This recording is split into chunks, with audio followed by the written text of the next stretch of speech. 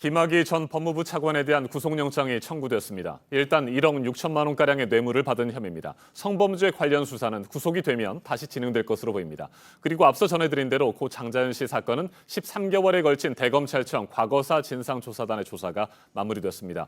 법무부 과거사위원회는 진상조사 결과를 바탕으로 검찰에 재수사를 요청할지 결정할 예정입니다. 김광산 변호사와 이들 두 사건 좀 더 자세하게 짚어보겠습니다.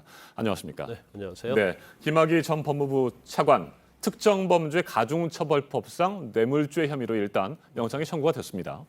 예, 우리가 그 목동 재개발과 관련된 부분이랄지 이제 이런 부분도 영장에 청구되지 않을까 싶었는데 아마 검찰은 그런 것 같아요. 일단 범죄 혐의 중에서 이제 공소시효에 전혀 문제가 없고, 네. 그다음에 윤준천 씨 어떤 진술 자체 이제 신빙성에 대해서 나중에 문제가 될 소지가 있는 그런 범죄 사실은 제외를 하고, 네. 지금 드러난 범죄 사실이 윤준천 씨와 관련된 것은 윤준천 씨와 일정한 관계에 있던 그 여자에 대해서 어떤 횡령상 보증금 1억 원을 명품샵을 차려줬거든요. 네. 그런데 그 보증금 1억을 그 여성분이 이제 가지고 간 거에 대해서 이제 횡령죄로 고소를 했었는데, 만약 이 횡령죄가 계속 조사를 하게 되면 김학의 전 차관이 성과 관련된 성접대랄지 이런 문제가 될 수 있으니까 이제 그걸 네. 포기하도록 만들었다. 그래서 이걸 제3자 뇌물 수수, 그다음에 금전적으로 한 2천만 원과 그다음에 화가의 그림을 네. 1,000만 원 정도 가져간 거, 이 부분을 이제 거의 증거 명확하다 보고 있는 것 같아요. 이제 그 부분하고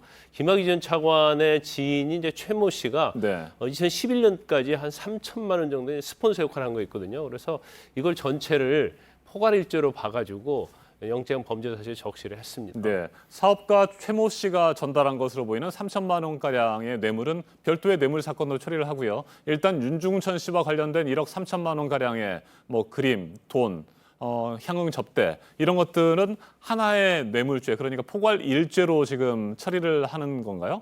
네, 이렇게 볼 수가 있어요. 네. 그러니까 윤준천 씨와 관련된 사건도 검사장에는 지위가 있었기 때문에 전체적으로 같은 목적을 달성하기 위해서 뇌물로 건넨 것이다. 그래서 포괄일죄 한 거고요. 네, 하나의 뇌물죄로 보는 그렇죠. 거죠. 최모 씨와 관련해서도 2011년과 관련해서 여러 차례 생활비를 댔거든요. 네. 그러면 생활비랄지 용돈을 주었다고 한다면 이 여러 개 나눠서 뇌물죄가 되는데, 이거 자체도 전체적으로 포괄적인 하나의 범죄로 봐서 아하. 영장에 기재를 한 거죠. 네, 특수강간 등 성범죄 혐의는 구속영장에서 일단 제외했는데 이건 왜 그렇다고 보십니까? 일단 특수관광과 관련해서는 지금 사실 과거사위원회에서 재수사 권고한 것도 뇌물죄거든요. 네. 그런데 이제 성범죄와 관련된 거에 있어서는 성접대에 대해서는 거의 다 인정을 하는 것 같습니다. 그렇지만 성범죄가 인정이 되려면 이제 특수관광이 돼야 하는데 그 과정에서 어떤 증거에 있어서 굉장히 어려운 부분이 있는 걸로 보여요. 그래서 일단 영장을 청구해서 영장이 발부되면 아마 이 부분도 좀 구체적인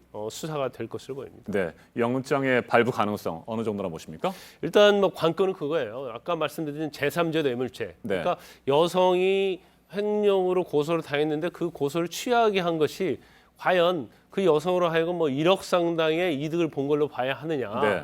그러면서 이제 부정한 청탁이라는 요건이 있어야 하거든요. 그래서 이 부분이 과연 이전은 이제 제3자 뇌물죄과는 약간 다른 부분이 있습니다. 그래서 법리상 제3자 뇌물죄로 적용이 됐느냐 하는 부분하고, 그다음에 두 번째는 윤중천 씨와 관련된 뇌물도 그렇고 지인 최모 씨와 관련된 뇌물도 마찬가지로 네. 이거 전체적으로 포괄일죄로 볼 수 있느냐, 이런 문제가 좀 남아 있어요. 네. 그래서 영장의 어떤 기준이 되는, 영장 발부의 기준이 되는 증거인멸이나 도주는 당연히 인정이 될 걸로 보입니다. 왜냐하면 본인이 범행 부인하고 있고 또 말을 맞추려고 하는 정황이 있었거든요.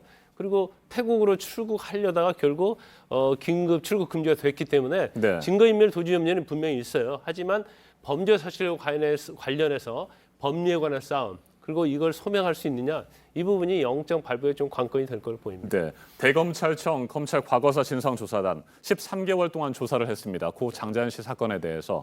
그리고 최종 보고서를 제출했는데 장 씨의 소속사 대표였던 김모 씨, 이 김 씨에 대한 위증 혐의만 수사를 권고하는 것으로 가닥이 잡힌 것으로 보입니다. 왜 그랬을까요? 그런데 일단 장자연 씨와 관련된 사건의 핵심은 네. 두 가지거든요. 하나는 장자연 씨를 성접대, 술접대에 강요했느냐, 네. 첫 번째고, 두 번째는 이제 관련된 사회 유력 인사들이 장자연 씨의 성범죄 행위를 했느냐, 이게 굉장히 네. 중요한 거지만, 이제 13개월을 걸쳐서 조사를 했지만 크게 어떤 결과를 내지 못한 걸로 보여요. 이제 그 이유는 여러 가지가 있겠지만 첫 번째 이제 시간이 너무 지나서 이제 공소시효의 문제가 있고요.